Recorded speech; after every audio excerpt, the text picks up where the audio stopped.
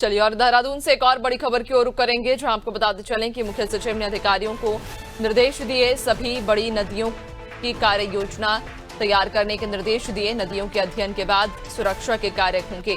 तो देहरादून से ये खबर, जहां मुख्य सचिव ने अधिकारियों को निर्देश दिए, सभी बड़ी नदियों की कार्य योजना तैयार करने के निर्देश दिए हैं और नदियों के अध्ययन के बाद अब सुरक्षा के कार्य भी तेज होंगे। ज्यादा जानकारी लेंगे, सहयोगी सोनू लगातार हमारे साथ बने हुए हैं। सोनू, मुख्य सचिव ने अधिकारियों को ये जरूरी निर्देश दिए हैं, खासतौर पर नदियों के अध्ययन को लेकर कहा गया है कि जो निर्देश जारी किए गए हैं अधिकारियों को।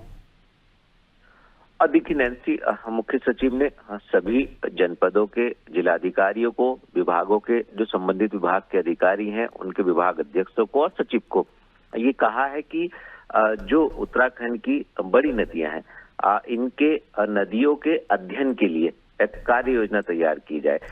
इस कार्य योजना के तहत ये सुनिश्चित किया जाएगा कि कुछ ऐसी नदियां हैं उत्तराखंड की जो हिमालय की गोद से जिनका उद्गम हो रहा है, जैसे यमुनोत्री है, गंगोत्री है और इसके अलावा कई सहायक नदियां हैं। तो ऐसे में तमाम ऐसी नदियां हैं जो सदाबहार रूप से जो बहती हैं और इसके साथ साथ कुछ ऐसी भी नदियां हैं जिनको हम बरसाती नदियों के तौर पर देखते हैं, जो सहायक नदी की जिनका हम जिक्र कर रहे हैं। चूंकि इन सभी बड़ी नदियों का अब अध्ययन किया जाएगा और इसके लिए कार्य योजना तैयार की जाएगी।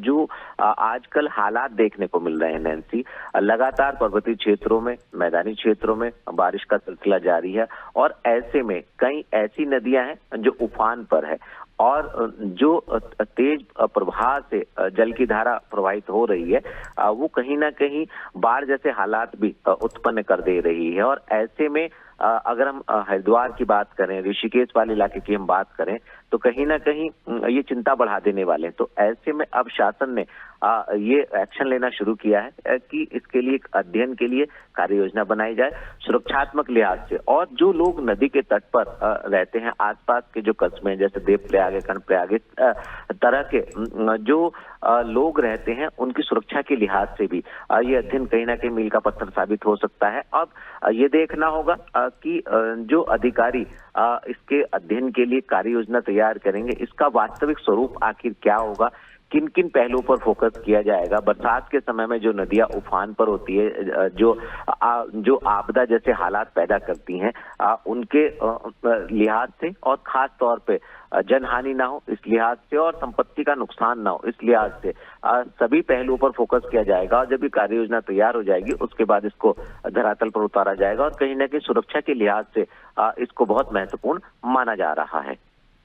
बिल्कुल, यानी कि अधिकारियों को ये मुख्य सचिव के द्वारा सख्त तौर पर निर्देश जारी किए गए हैं कि सभी जो बड़ी नदियां हैं उनकी कार्य योजना तैयार की जाए। बहुत शुक्रिया आपका, बने रखिएगा और भी आगे आपसे अपडेट्स लेंगे।